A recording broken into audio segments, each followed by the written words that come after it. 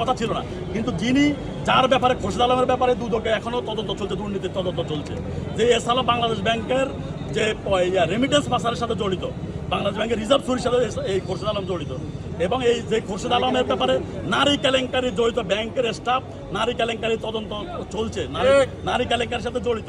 তিনি 5 তারিখে 5ই আগস্ট 2024 যখন প্যাসিস পলাছে, তিনি তখন ব্যাংকের পিছনে দেয়াল দিয়ে তিনি পালিয়ে গিয়েছেন।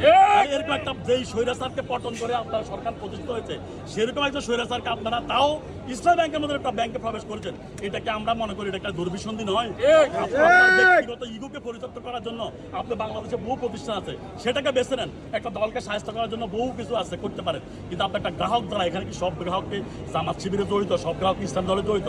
তা আপনি একটা ব্যাংক এখানে শুধুমাত্র আমরা এখন দেখছি যে এখানে বিএনপির লোকদের কোনো টাকা এই টাকাতে, এখানে সাধারণ মানুষের টাকা বেশি, যার কারণে এই ব্যাংকের প্রতি বিএনপির লোকদের কোনো মায়া দয়া নাই, সরকারের লোকদের এখানে কোনো টাকা নাই, যার কারণে আমরা মনে করি যে এই গ্রামকে আমরা গ্রাহক সমাবেশ করেছি শাখায় গিয়ে, যে আপনারা গ্রাহকরা ইসলাম ব্যাংকের টাকা অস্থিরতাকে তুলবেন না।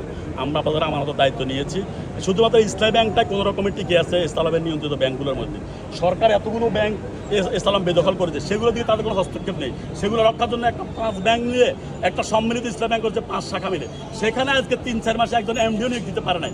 আর ইসলাম ব্যাংকে যেখানে একটা সুন্দরভাবে চলছে, সেই ব্যাংকের এক চেয়ারম্যান পদ থেকে সাথে 1 ঘন্টার মাথাতে আরেকজন চেয়ারম্যান নিয়োগ দিতে পারছেন, আর ওখানে আপনি 5 মাসে একজন এমডি নিয়োগ দেওয়ার ক্ষমতা রাখেন না। তার মানে হচ্ছে কি, আমরা পরিষ্কারভাবে বলতেছি, একটি রাজনৈতিক দলের সাথে ওনারা বলছেন যে ইসলাম ব্যাংক দিয়ে ওই রাজনৈতিক দলটা সুবিধা ভোগ করছে। এরকম একটি সুবিধা নষ্ট করার জন্য একটা রাজনৈতিক দলের উপরে আপনারা যেই 17 বছর যাদের সাথে মিলে আপনারা এই প্যাসিবাদ মুক্ত করেছেন, আপনারা যারা যেখানে মজলুমরা একসাথে ছিলেন, সেখানে আপনারা ঐক্যবদ্ধ হয়ে ওই রাজনৈতিক দলকে সাহায্য করার জন্য একটা ইসলাম ব্যাংকের মতো একটা যেই ব্যাংকটা ঘুরে দাঁড়ানোর চেষ্টা করছে, সেই ব্যাংককে ধ্বংস করে দিচ্ছেন।